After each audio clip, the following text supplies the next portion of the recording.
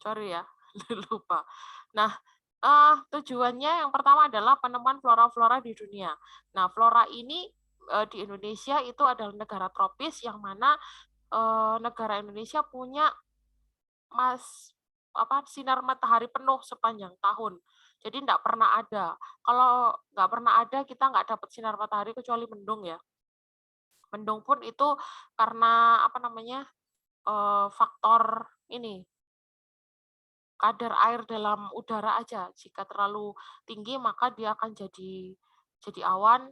Awan nanti menutupi matahari dan itu hanya bagian tertentu saja. Tapi wilayah lain yang tidak mendung atau kadar air udaranya sedikit, maka dia akan tetap mendapatkan sinar matahari penuh gitu ya. Beda dengan daerah-daerah kutub atau subtropis gitu yang memang sinar mataharinya hanya pada bulan-bulan tertentu saja. Kalau sudah pada akhir begini, sudah masuk ke musim dingin, itu sinar matahari kadang tidak terlalu penuh gitu. Apalagi nanti bulan-bulan Desember, Januari yang musim salju gitu ya. Kalau menjelang Natal itu kan berarti masuk ke musim salju. Nah, itu akan eh, jarang dijumpai sinar matahari penuh. Tuh. Kemudian di Indonesia dengan flora yang seperti itu, metabolisme utama dari tumbuhan itu kan fotosintesis ya, di mana fotosintesis itu membutuhkan sinar matahari penuh sepanjang sepanjang dia proses mengalami fotosintesis gitu. Jadi akan banyak tumbuhan-tumbuhan yang bergantung pada sinar matahari untuk proses fotosintesisnya itu lebih menyenangi wilayah-wilayah tropis gitu karena lebih menguntungkan bagi tumbuhannya sendiri.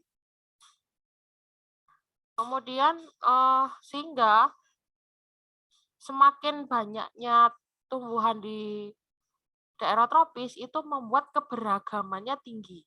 Jadi biodiversitas dari tumbuhannya, flora-floranya itu semakin tinggi. Dan ini adalah tugas kita sebagai orang biologi untuk mengidentifikasi. Kemungkinan masih banyak lagi tanaman yang belum diberi nama. Sehingga perlunya ilmu taksonomi ini adalah menginformasikan kepada peneliti sedunia bahwa di wilayah misalnya di hutan Alas Purwo itu ada banyak tanaman yang seperti ini loh, yang mungkin tempat lain tidak mengetahui. Atau karena kita informasinya kurang, maka di-share gitu ya, dibuat jurnal, dikomunikasikan dengan cara yang baik, dengan metode identifikasi yang baik, sehingga bisa diterima oleh peneliti yang lain gitu. Kalau kemarin saya di konsorsium taksonomi Indonesia, saya bergabung dalam anggota taksonomi Indonesia ya, itu ada yang sedang buat buku orang UKDW apa mana gitu, Universitas Kristen Jakarta apa mana gitu ya, dia membuat buku tentang barefoot taksonomis. Jadi seorang taksonomi yang berjalan sendirian masuk hutan keluar hutan dan itu mengajak kami, tapi saya tidak ikut ambil bagian di situ untuk menyumbangkan tulisan terkait dengan penemuannya di dalam hutan gitu ketika dia melakukan identifikasi masuk keluar hutan gitu ya, itu yang dilakukan dia, dan dia sendiri bukan orang biologi, bukan orang tumbuhan, tapi dia awalnya adalah seorang zoologi yang menemukan bintang laut di daerah air tawar. Ya, jadi dia jalan-jalan ke daerah Sumatera begitu, kemudian dia ada di sebuah waduk begitu, ada ditemukan hidup bintang laut. Padahal bintang laut itu kan ada di laut ya, di perairan air asin gitu ya. Tapi kenapa di daerah air tawar di waduk kok ada bintang laut? Nah, itu akhirnya dia menggugah dirinya untuk jadi taksonomi tapi taksonomi hewan.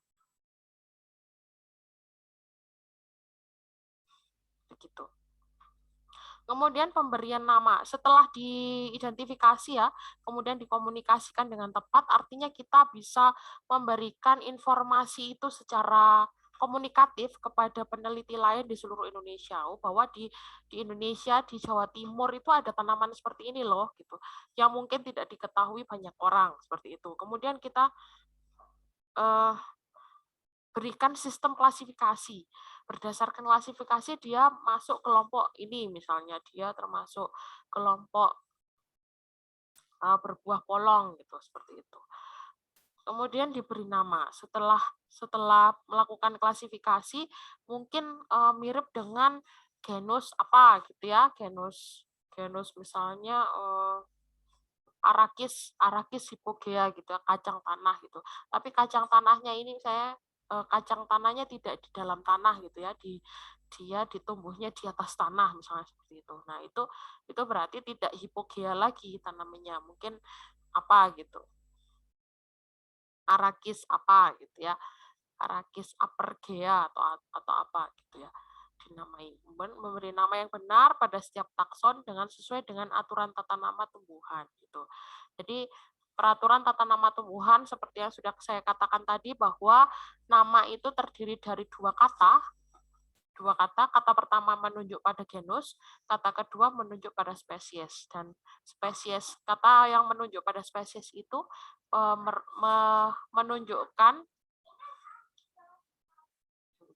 menunjukkan karakter dari tumbuhan itu.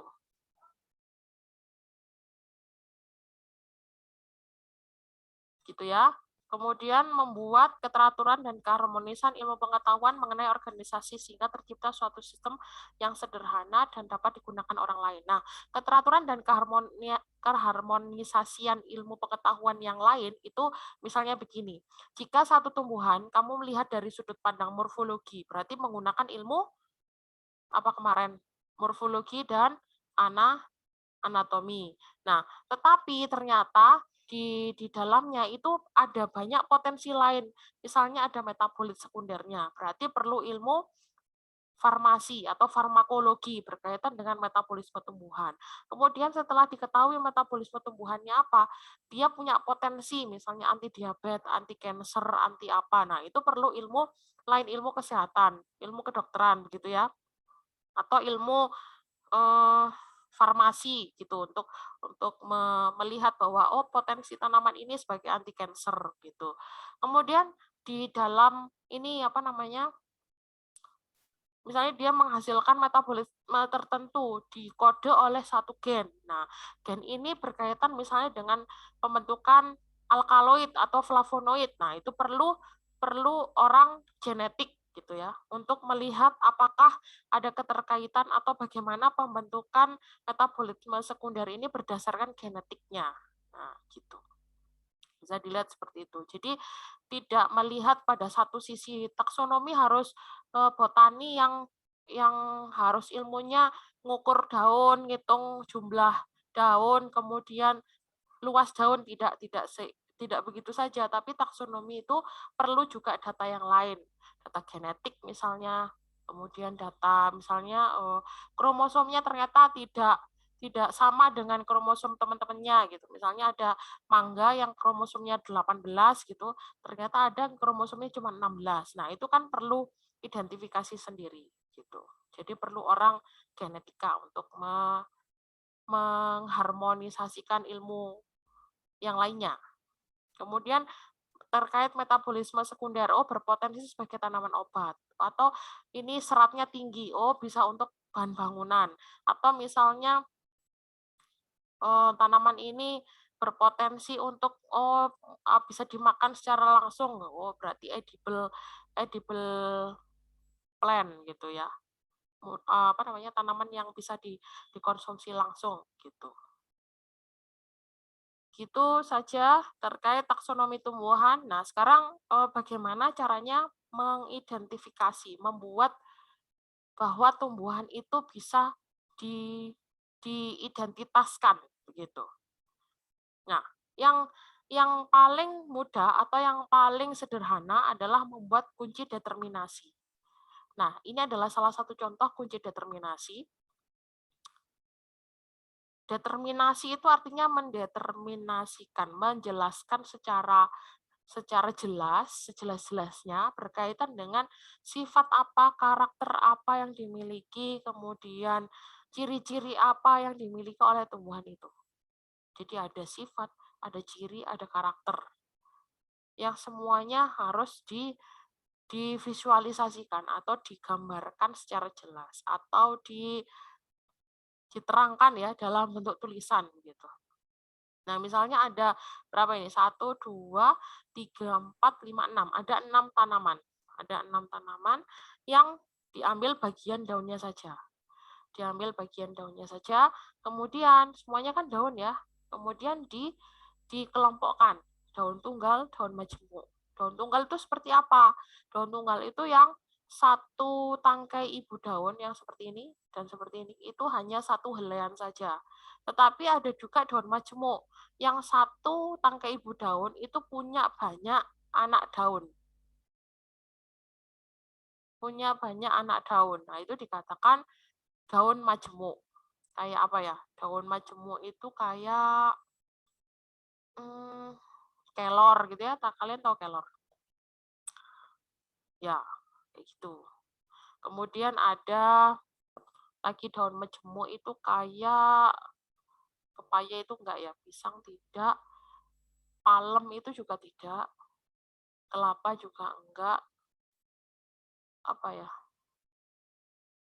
Daun majemuk itu lamtoro atau pete, itu jengkol.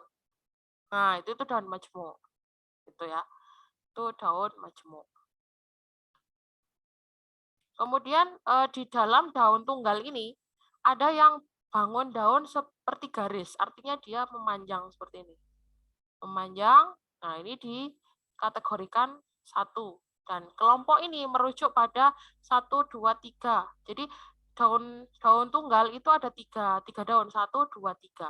Nah, kemudian ada yang berbeda sendiri nih. Bangun daun seperti garis. Ada juga bangun daunnya melebar. Nah, ketika daun bangunnya melebar, ada tepi daunnya bergerigi, yang ini. Kemudian ada tepi daunnya yang bercangap. Bercangap itu lekukannya jauh lebih dalam. Itu. Kemudian yang daun majemuk, nih, beranak daun 7. 1, 2, 3, 4, 5, 6, 7. Kemudian beranak daun lebih dari 7 anak daunnya.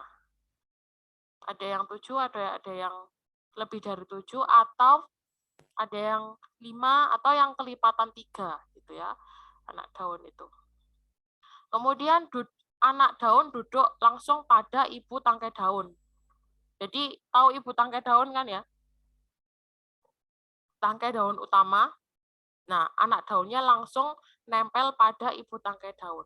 Tapi juga ada yang anak daunnya itu menempelnya di tangkai, di cabang dari ibu tangkai daun.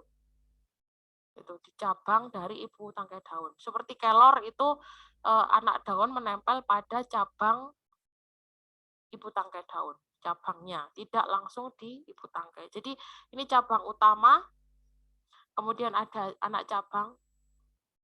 Nah, baru di sini nempel tangkai helaian daunnya nempel gitu. Gitu, ya. Nah, untuk kunci determinasi ini paling mudah adalah menggunakan buku ini. Saya nggak ada di rumah untuk bukunya, tapi ada di kampus ada, dan di toko buku mungkin juga banyak, atau beli online juga murah gitu ya, tidak terlalu mahal, murah sekali. Mungkin harganya sama kayak kalian beli paket, satu kali beli paketan selama 1 bulan. Nggak sampai 50.000, tidak sampai gitu harganya. Ini, atau bisa beli di toko buku bekas juga ada banyak, atau bisa beli kalau di Malang sih ada toko buku bekas Wilis itu. Azam pasti tahu itu. Ya, Zam? Itu. Iya, Bu. Ada di Wilis ada banyak. Dan yang baru pun ada di Gramedia, ada di toko buku yang lainnya juga ada, Togamas juga ada, kalau di kotanya ada. Tapi kalau ada yang di pelosok seperti daerah kepulauan, di Kangean atau apa, bisa beli buku di online, di Shopee banyak. Shopee banyak buku morfologi tumbuhan, karangan dari Gembong Trijosupomo, diterbitkan oleh Gajah Mada Pers. Di dalamnya ada ini sudah ada mulai dari akar. Akar itu terbagi menjadi akar tunggal, akar majemuk gitu ya. Akar tunggang atau akar serabut. Kemudian misalnya akar gantung.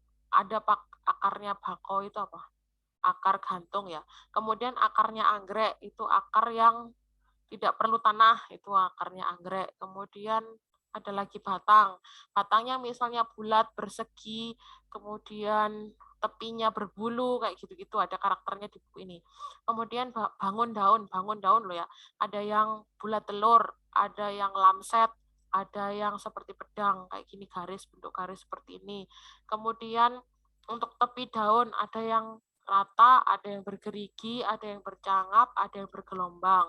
Kemudian ada daun majemuk, beranak daun 7 atau beranak daun lebih dari 7 atau beranak daun 5 atau beranak daun kelipatan 3, itu macam-macam ininya, ada di buku ini semua. Kemudian anak daun misalnya duduk pada ibu tangkai daun.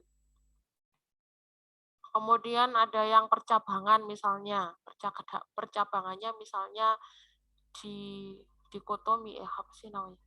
Bercabang 2, bercabang 3 gitu, ada istilahnya sendiri-sendiri.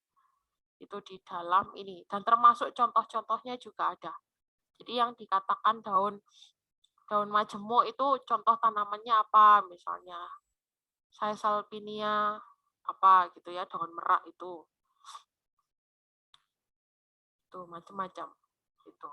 Nah, sekarang tugasnya adalah membuat kunci determinasi dari 5 tumbuhan yang berbeda yang memiliki daun dan bunga.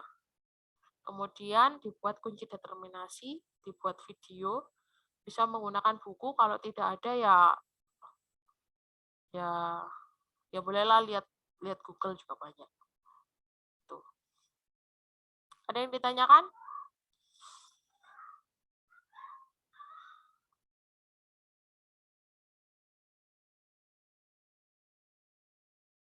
Ada yang ditanyakan? Untuk deadline-nya itu kapan, Ibu? Ya sama seperti tugas-tugas sebelumnya. Dikumpulkan pagi hari di hari Rabu minggu depan.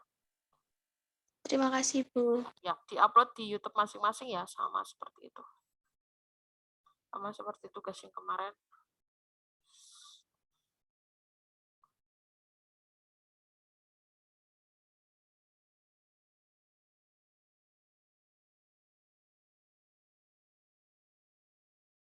Ada yang ditanyakan? Atau sudah jelas? Gimana? Izin tanya. Oh, Itu ya. berarti nanti susunannya kayak yang gambar sebelumnya itu, Bu ya? Ini pakai daun dan bunga. Kalau sebelumnya pakai daun saja, jadi ini pakai bunga. Semakin banyak karakter yang dipakai, maka ininya nggak gini aja. Bisa jauh lebih panjang gitu, bisa jauh lebih macam-macam. Makanya untuk mengidentifikasinya, mendeterminasinya, gunakan buku ini, referensinya. Karena organ yang dipakai tidak hanya daun, ada bunga juga. Bukan dipisah ya, bukan bunga sendiri, daun sendiri, tidak, tapi dalam satu kunci determinasi ini yang digunakan organnya 2, ada daun, ada bunga. Gitu. Ya. Inti dari kunci determinasi ini adalah yang pertama adalah melihat kesamaan dari perbedaan. Jadi yang utama itu samanya apa dari keseluruhan. Gitu.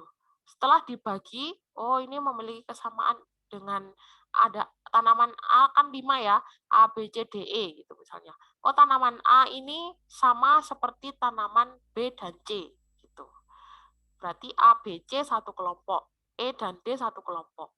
Kemudian setelah ada kemiripan, lihat juga perbedaan di antara lihat juga kemiripan di antara kesamaan.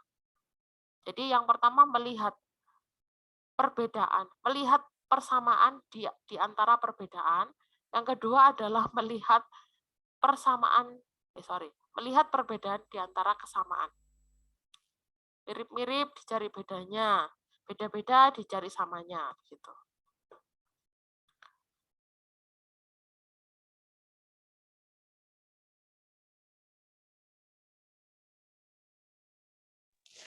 Mohon maaf Ibu, izin masuk. Ya, Tadi silakan. Haya sudah ikut dari tadi. Cuman tadi waktu pengabsenan sinyalnya lagi buruk Ibu. Firsa udah kayaknya. Haya Ibu. Namanya Haya Haya Grifa. Grifa, Ibu. Oh ya, oke. Oh, sudah masuk. Iya, sudah Ibu. Sudah di absen. Oke, sudah tersimpan. Oke ya, absennya sudah. Ada lagi yang ditanyakan?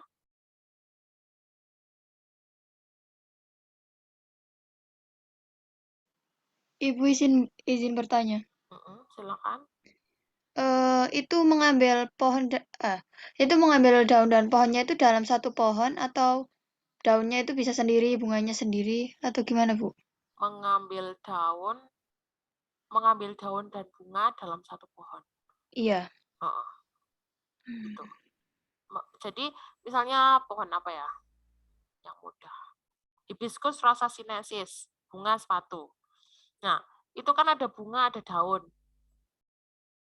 Ya kan? Ada bunga, ada daun. Kemudian ngambil lagi misalnya bunga kertas, jangan.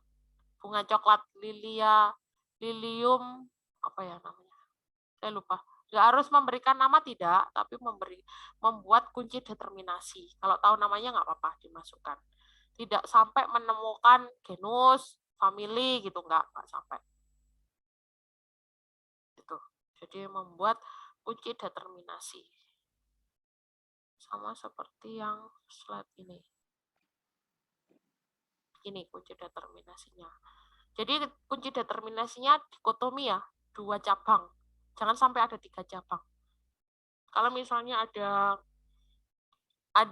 3 gitu, yang satu misalnya ada misalnya 1A, 1B, ada 1C. Misalnya 1C ini memiliki kemiripan dengan daun tunggal. Jadikan satu saja dengan daun tunggal, tapi nanti di daun tunggal dibagi lagi. Gitu, dibagi lagi. Jadi selalu melihat perbedaan di dalam kemiripan, melihat persamaan di dalam perbedaan.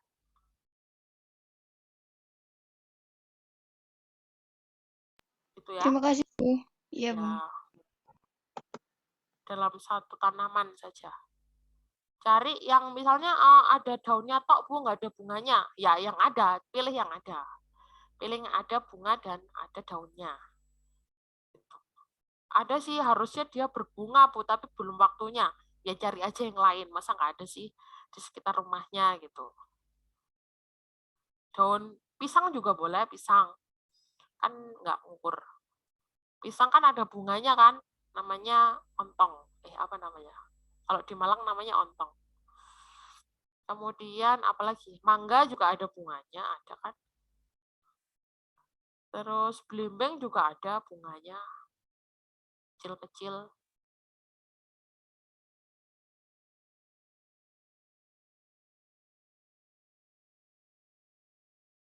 Ada lagi yang ditanyakan?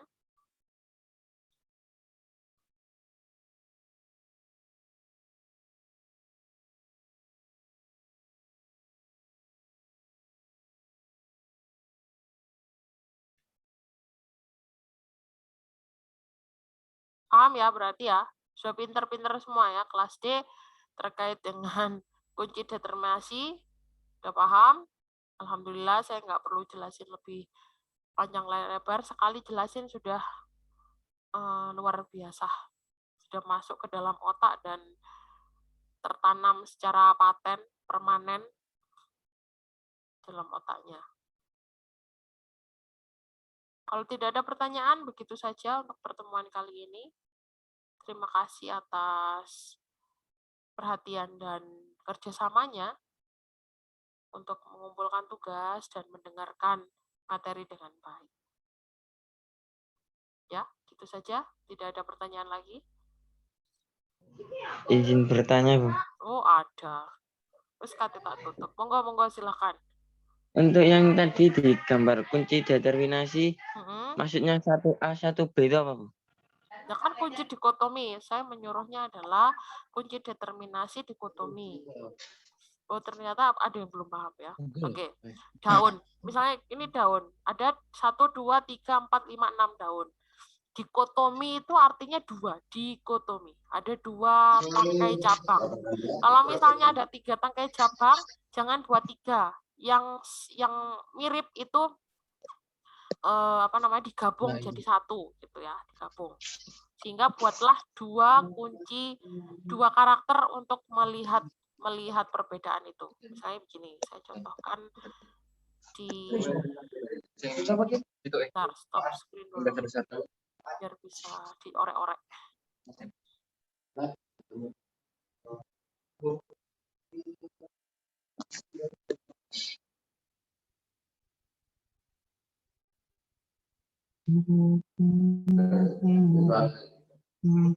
Bentar saya buka PPT dulu.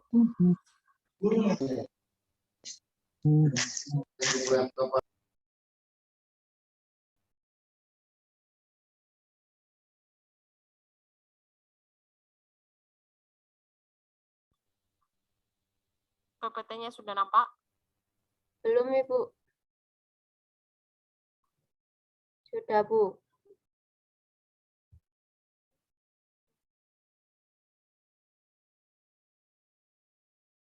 Mana?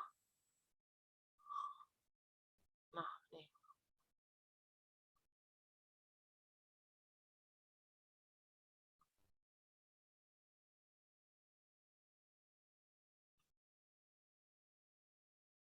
Ini ya. Nah, ini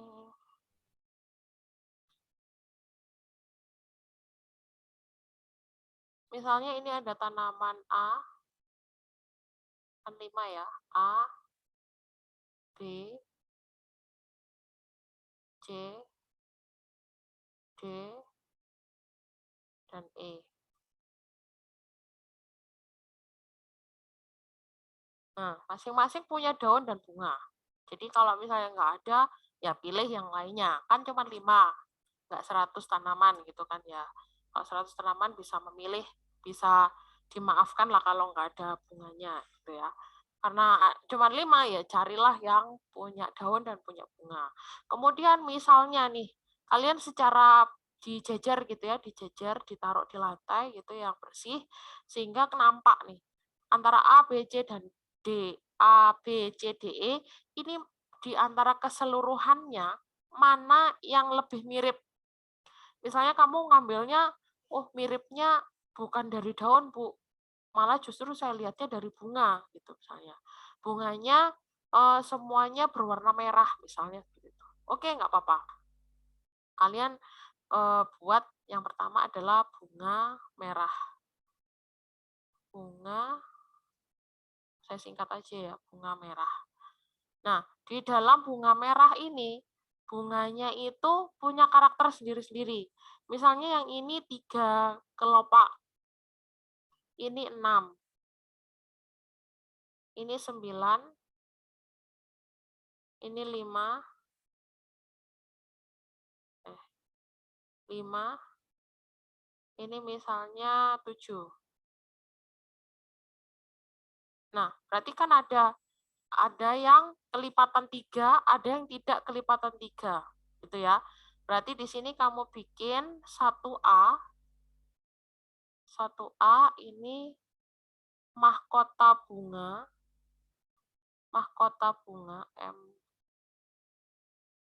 MB gitu misalnya, mahkota bunga kelipatan 3, yang 1B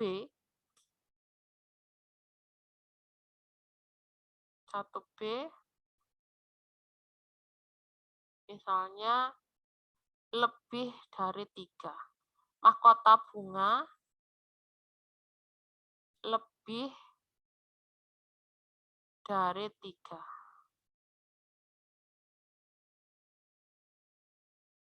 3, misalnya begitu. Nah, yang 3 ini kan ada 1, 2, 3 ya, 3. Kemudian dari 3 ini, kan ini kelipatan 3, 3, 6, 9. Kemudian dari sini, lihat karakter yang lain yang berbeda. Kelompokkan jadi 2. Misalnya setelah bunga, oh anu Bu, daunnya. Yang satu majemuk, yang satu tunggal. Nah, boleh. Misalnya yang ini majemuk. Yang ini tunggal. Nah, di sini daun tunggal. Ini daun majemuk. Ini apa? 1A, 1B. Nah, ini 2. 2A, 2B. 2A. Nah, gitu. Nanti di daun tunggal kan, daun majemuk kan sudah nih. Daun tunggal, daun majemuk. Daun majemuk sudah pada spesies A. Selesai. Spesies A selesai. Kemudian daun tunggal. Daun tunggal ini kamu lihat lagi perbedaannya apa? Oh, ternyata daun tunggal ini ada yang bergerigi, satunya bergelombang. Atau satunya rata, satunya bergelombang. Ini rata, ini bergelombang. G. Yang rata misalnya ini R. Ini G. Berarti ini spesies B.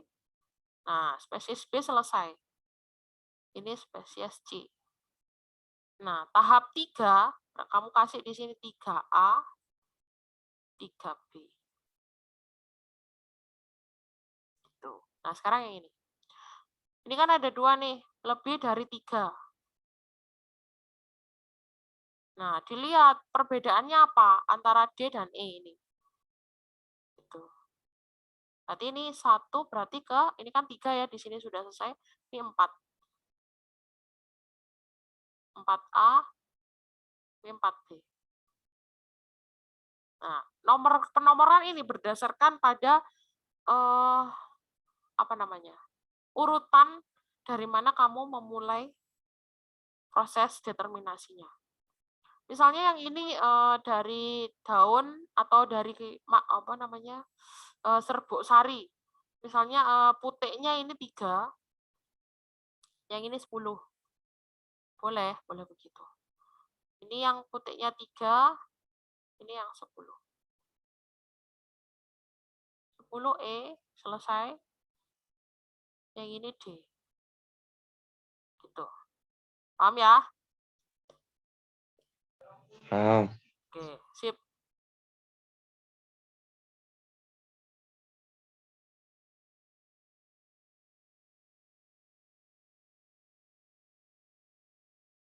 Itu tugasnya.